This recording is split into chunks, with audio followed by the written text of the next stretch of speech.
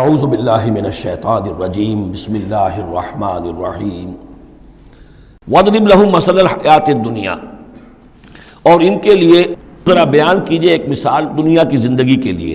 کَمَاءٍ أَنزَلْنَاهُ مِنَ السَّمَاءِ، جیسے پانی کہ ہم نے اتارا آسمان سے، فَاخْتَلَطَ بِهِ نَبَاتُ الْأَرْضِ، اس کے ساتھ رل مل کر زمین کا جو سبزہ ہے وہ نکل آیا۔ فَأَصْبَحَ هَشِيمًا تَذْرُوهُ الرِّيَاحُ، اب یہ ایک لمبی بات ہے جسے مختصر کیا گیا کہ پھر کچھ عرصے کے بعد وہ سبزہ جو ہے وہ زرد پڑ جاتا ہے، پھر دھوپ کے اندر سوکھ کر پیلا ہو گیا، پھر چورا چورا ہو گیا، پھر وہ چٹیل زمین کی زمین رہ گئی۔ تو زندگی کا یوں سمجھیے کہ جیسے فصل لے لیجئے، کھیت کے اندر آپ نے بیج ڈالے ہیں، ہل چلایا ہے، پانی دیا ہے، اب فصل ہے، لہرا رہی ہے، ہریاول ہے، بڑا دل خوش کن منظر ہے۔ کچھ دنوں کے بعد اسی فصل کے اوپر جو زردی آ جاتی ہے، پھر وہ پک گئی ہے، اس کے بعد وہ کٹ جاتی ہے، کٹنے کے بعد پھر وہی منظر وہی ہے، وہی ویران منظر ہے، اور کہیں کہیں جو ہے وہ جو بھی توڑی کے تن کے کچھ پڑے ہوئے ہیں، اللہ اللہ خیر صلی اللہ۔ یہ جو سائیکل ہے، یہ پلانٹ لائف کی سائیکل ہے، 3 مہینے کی ہے، 4 کی ہے، 6 کی ہے، 7 کی ہے، یہی ہے نا۔ لیکن یہی سائیکل ایک بڑے پیمانے پر انسانی زندگی کی ہے۔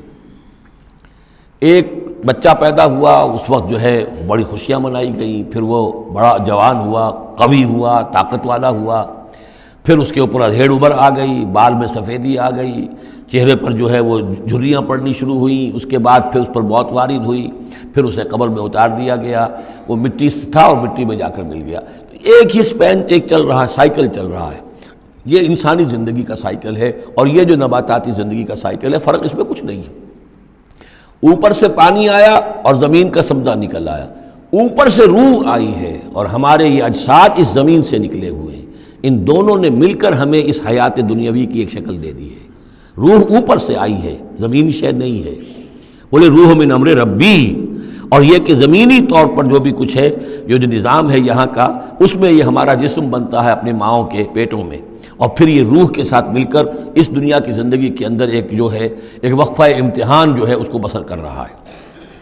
وَاضْرِبْ لَهُمْ مَثَلَ الْحَيَاةِ الدُّنْيَا، ان کے لیے دنیا کی زندگی کی مثال بھی بیان کیجئے۔ کَمَاءٍ أَنزَلْنَاهُ مِنَ السَّمَاءِ، جیسے کہ پانی جو ہم نے اتارا آسمان سے، فَاخْتَلَطَ بِهِ نَبَاتُ الْأَرْضِ، تو پھر اس کے ساتھ سبزہ جو ہے زمین کا رل مل کر نکل آیا۔ فَأَصْبَحَ هَشِيمًا، پھر وہ ہو گیا چورا چورا، تَذْرُوهُ الرِّيَاحُ، کہ جنہیں ہوائیں لیے اڑتی پھر رہی ہیں۔ وَكَانَ اللَّهُ عَلَىٰ كُلِّ شَيْءٍ مُقْتَدِرًا، اور یہ اللہ تعالیٰ جو ہے ہر شے پر قادر ہے۔ اس کے لیے جیسے یہ سائیکل چل رہا ہے تمہارا نباتاتی، ایسے ہی حیواناتی ہے، ایسا ہی تمہارا انسانی زندگی کا ہے۔ المال والبنون زینت الحیات الدنیا، یہ زینت کا لفظ 3 مرتبہ اس صورت میں آیا ہے، اور یہ اس کا عمود ہے، میں بتا چکا ہوں آپ کو۔ انا جعلنا ما علی الارض زینۃ لہا لنبلوہم ایہم احسن عملا۔ پھر آیا ترید و زینت الحیات الدنیا۔ اے نبی دیکھیے کہیں لوگوں کو گمان نہ ہو کہ محمد بھی دنیا کی زندگی کی زیبائش اور آرائش ہی پر ریجھے ہوئے ہیں، معاذ اللہ صلی اللہ علیہ وسلم۔ اب یہاں فرمایا یہ دنیا کی زندگی جو تمہاری ہے، اس میں اولاد اور مال، یہ تمہارے لیے زیبائش ہے، آرائش ہے، لیکن کتنی دیر کی؟ صرف اس زندگی کا معاملہ ہے، اسی کے لیے یہ ساز و سامان ہے جو برت لوگے۔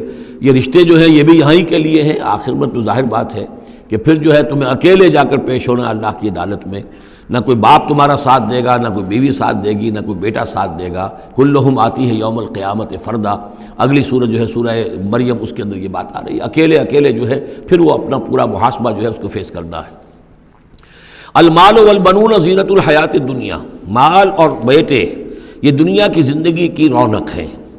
والباقیات الصالحات، باقی رہنے والی تو نیکیاں ہیں۔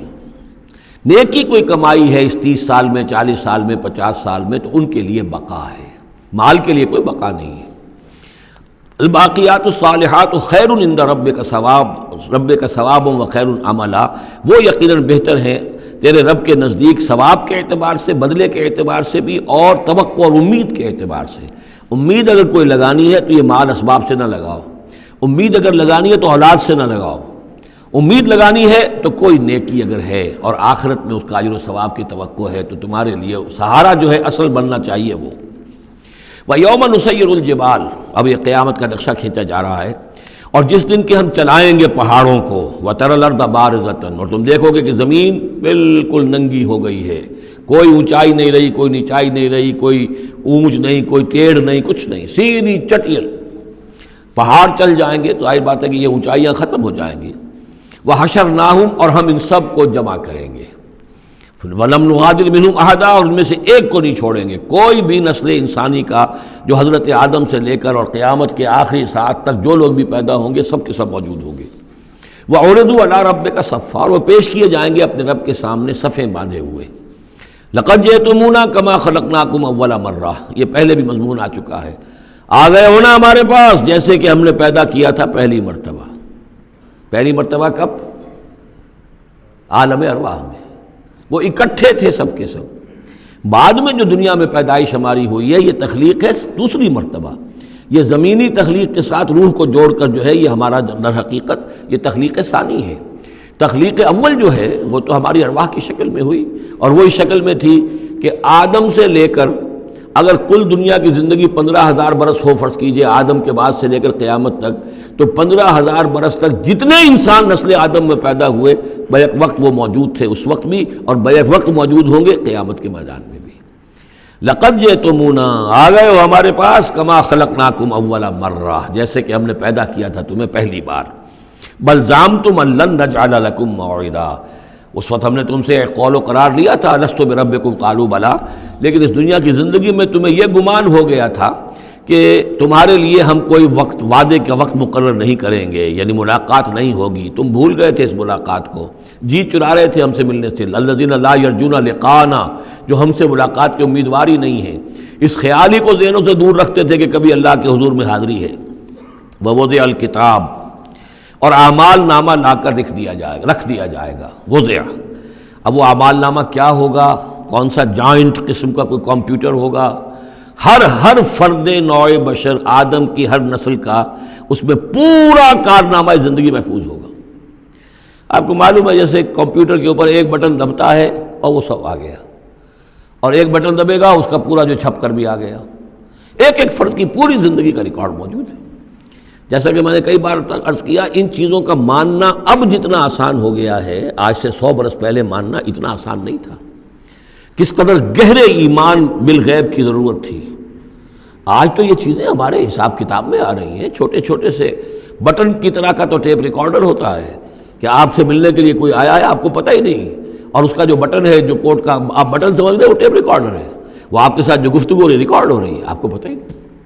جو صورتحال یہ ہو چکی ہے ذرا لگائیے کہیں پر اور آپ کو معلوم ہوگا کہ آپ کی ساری گفتگو سن لیجئے آپ. تو یہ ساری ریکارڈنگ کے ہر چیز محفوظ ہو رہی ہے. اعمال نامے میں ہر شے موجود ہے. ووضع الکتاب اور وہ لا کر اعمال نامہ رکھ دیا جائے گا. کہیں سے وہ کمپیوٹر شاید کس جگہ پر ہے اور وہاں سے وہ انسٹال جو ہے وہاں سے لا کر میدان حشر میں ٹکایا جائے گا. ووضع الکتاب فترى المجرمین مشفقین مما فیہ تم دیکھو گے اب مجرموں کو ڈر رہے ہوں گے کانپ رہے ہوں گے کہ اس میں کیا کچھ ہے. وَيَقُولُونَ اور وہ کہتے ہوں گے یا ویلتنا ہائے ہماری شامت ما لهذا الکتاب یہ کیسا اعمال نامہ ہے لا یغادر صغیرۃ ولا کبیرۃ اس نے تو کسی چھوٹی بات کو نہیں چھوڑا نہ کسی بڑی بات کو چھوڑا الا احصاها مگر یہ کہ اس کو محفوظ رکھا ہوا ہے. اس نے تو مائنیوٹس ڈیٹیلز کو بھی اومٹ نہیں کیا ہے. کیسا ہی اعمال نامہ ما لهذا الکتاب لا یغادر صغیرۃ ولا کبیرۃ الا احصاها ووجدوا ما عملوا حاضرا ما عملوا اور وہ پائیں گے جو بھی عمل انہوں نے کیا ہوگا اسے موجود. ولا یظلم ربک احدا تیرا رب کسی پر ظلم نہیں کرے گا. یہ تمہارے اپنے اعمال ہیں. صدق اللہ العظیم.